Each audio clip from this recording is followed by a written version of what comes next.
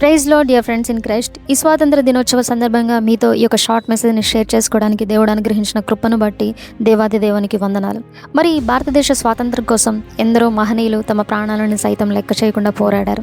వారిలో కొంతమంది ముఖ్యులు మహాత్మా గాంధీ, జవహర్లాల్ నెహ్రూ, సుభాష్ చంద్రబోస్, భగత్ సింగ్, చంద్రశేఖర్ ఆజాద్, సర్దార్ వల్లభాయ్ పటేల్, బాలగంగాధర్ తిలక్, అల్లూరి సీతారామరాజు. మరి ఇలా చెప్పుకుంటూ పోతే చాలామంది మహనీయులు ఉన్నారు. భారతదేశ స్వాతంత్రం కోసం లెక్కలేనన్ని మంది పురుషులు మరియు స్త్రీలు తమ వంతు కృషి చేశారు. వారి యొక్క త్యాగాలు మరియు వారి యొక్క పోరాటాల ఫలితంగా ఈరోజు మనము మన దేశంలో ఈ యొక్క స్వేచ్ఛను అనుభవించగలుగుతున్నాము. మరి దేశంలో ఈ యొక్క స్వాతంత్ర దినోత్సవము జరుపుకొనుచున్నప్పటికీ మరి మనిషి యొక్క నిజ జీవితంలో స్వేచ్ఛ లేదు. ఎందుకంటే వారు ఎందుకు ఈ యొక్క స్వేచ్ఛను కోల్పోతున్నారంటే వారు ఎంతోమంది వ్యసనాలకు, భయాలకు, వారిలో ఉన్నటువంటి ప్రతికూల ఆలోచనలు, అదేవిధంగా మూఢనమ్మకాలు, అవినీతి, మరి సాతాను యొక్క దుష్ట ప్రభావములకు లోనై మనుషులు స్వేచ్ఛగాను నిర్భయముగాను జీవించలేకపోతున్నారు. చివరకు క్రైస్తవులు కూడా ఏదో ఒక బంధకాల్లో నలిగిపోతున్నారు. మరి ఆత్మలో స్వేచ్ఛ లేక నశించిపోతున్నారు. మరి మనము నిజమైన స్వాతంత్రము ఎలా పొందుకుంటామో, మరి ఈ యొక్క అంశాల గురించి బైబిల్ ఎలా వివరిస్తుందో తెలుసుకుందాం. ఒకటి, పాపము నుండి స్వేచ్ఛ. మరి రోమియోలకు 6వ అధ్యాయము 23వ వచనంలో చూసినట్లయితే, ఏలయనగా పాపము వలన వచ్చు జీతము మరణము, అయితే దేవుని కృపావరము మన ప్రభువైన క్రీస్తు యేసునందు నిత్య జీవము. మరి మనము పాపానికి బానిసలం అయితే మరి చివరికి మన గతి ఏంటంటే మరణమే. కానీ యేసు ద్వారా దేవుడు మనకు పాపం నుండి స్వేచ్ఛ మరియు నిత్య జీవాన్ని అనుగ్రహించాడు.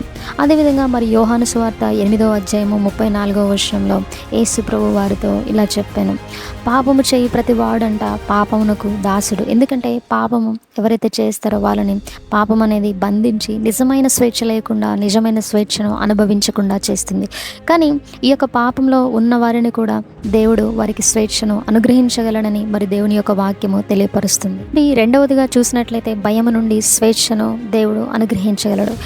2వ తిమోతి 1వ అధ్యాయము మరి 7వ వచనంలో చూసినట్లయితే, దేవుడు మనకు శక్తియు ప్రేమయు ఇంద్రియ నిగ్రహము గల ఆత్మనే ఇచ్చిన గాని పిరికితనము గల ఆత్మ నీయలేదు. మరి ప్రియులారా, దేవుడు మనకి ఇచ్చినటువంటి ఆత్మలో అసలు భయానికే చోటు లేదు. బదులుగా ఆయనకు మనకు ధైర్యాన్ని, ప్రేమను ఇచ్చాడు. మరి 1వ యోహాను మరి 4వ అధ్యాయము 18వ వచనంలో చూసినట్లయితే, ప్రేమలో భయం ఉండదు, అంతేకాదు పరిపూర్ణమైన ప్రేమ భయమును వెళ్ళగట్టును. ప్రియులారా, మరి దేవుని యొక్క వాక్యము ఈ విధంగా మనకు తెలియపరుస్తుంది. దేవుని యొక్క పరిపూర్ణమైన ప్రేమలో మనం ఉంటే మనలో ఉన్నటువంటి భయమును దేవుడు తీసివేస్తారని, మనలో భయం అనేది ఉండదని దేవుని యొక్క వాక్యము మనల్ని ఈ విధంగా బలపరుస్తుంది. ఇటువంటి స్వేచ్ఛను మనకి దేవుడు అనుగ్రహించాడు. మరి 3వదిగా చూసినట్లయితే ధర్మశాస్త్రం యొక్క శాపము నుండి స్వేచ్ఛ. మరి గలతీయులకు 3వ అధ్యాయము 13వ వచనంలో, క్రీస్తు మన పేరిట శాపగ్రస్తుడై మనల్ని విడిపించును. మనము ధర్మశాస్త్రాన్ని పాటించలేకపోవడం వలన వచ్చే ఈ యొక్క శాపాల నుండి క్రీస్తు మనల్ని విడిపించాడు. అదేవిధంగా దేవుడు మనకి స్వేచ్ఛను అనుగ్రహించాడు. మరి ఈ యొక్క స్వాతంత్రాన్ని మన యొక్క జీవితంలో ఎలా పొందుకుంటాము అంటే, ఒకటి, యేసుక్రీస్తును విశ్వసించడం ద్వారా. మరి యోహాను సువార్త 8వ అధ్యాయం 36వ వచనంలో ఈ విధంగా ఉంది, కుమారుడు మిమ్మల్ని స్వతంత్రులుగా చేసిన యెడల మీరు నిజముగా స్వతంత్రులై యుందురు.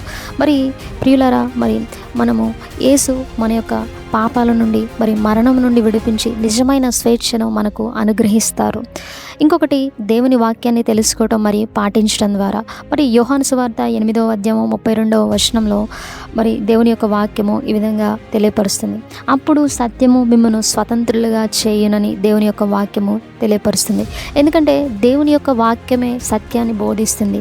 ఈ సత్యాన్ని తెలుసుకోవటం మరి దాని ప్రకారం జీవించడం మరి మనల్ని అజ్ఞానం నుండి, తప్పుడు నమ్మకాల నుంచి విడిపించి మనకు నిజమైన స్వేచ్ఛను అనుగ్రహించగలదు.